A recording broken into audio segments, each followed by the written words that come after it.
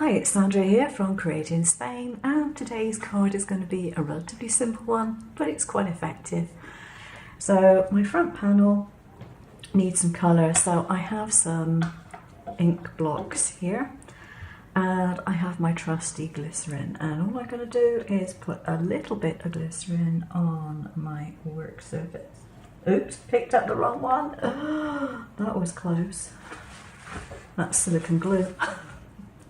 Oops. Right, okay. Thought that was coming out rather slowly. A little drop of glycerin, just a little drop. And mush it around with my ink blender, like so. And then I can start to pick up some colours. So I'm going to go through a range of colours here. And what I've done, you've got the ability to see these because I've printed it, but what I've actually done is I used my embossing tool to emboss these.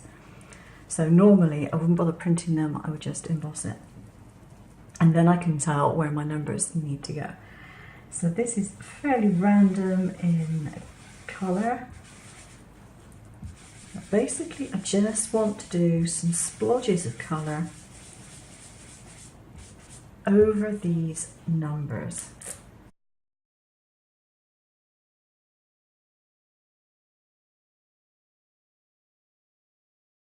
Okay, so we've finished with the colour blending. That was easy. Just wipe my surface off a little bit. Now what I got here is some Prism Loose powder. It's a makeup, but you can pick that up with a brush. I think I need a little more of this. I'm going to put the lid on and shake it upside down. There we go. Give me a little more powder. Now, if you've used glycerin, this will adhere to the glycerin in the same way as an embossing powder would normally. I'm just going to see if I've got enough glycerin on here to actually make it work. Oh yeah. You may not be able to see it under the camera, but yes, it's definitely worked. I would shake off any excess. And then what I would do with that is to give it a quick blast with some hairspray. Now you don't want to waste your very best hairspray on this. Anything cheap and cheerful will do the job just fine. And I've just given this a couple of coats, but it's got a really nice pearlescent shimmer on it. And I haven't had to bother to buy pearlescent inks. So that is doing quite a nice job. So the next thing is the numbers, which I have got here cut out. Now, because I can do it, what I've done is I've cut pieces of white foam with my silver bullet to actually put on the back of all these numbers. Now, if you can't cut anything like that, then I suggest what you do is you cut several layers of card and stick them together because you want some dimension on these. Now I need to take my silicone glue, not the glycerin this time, and all I have to do is to stick my letters where they need to go.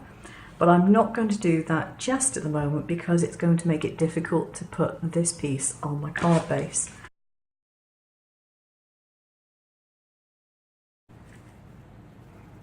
So I've now got the front panel on my card base, which is great, and I need to use my silicone glue just to put my numbers on.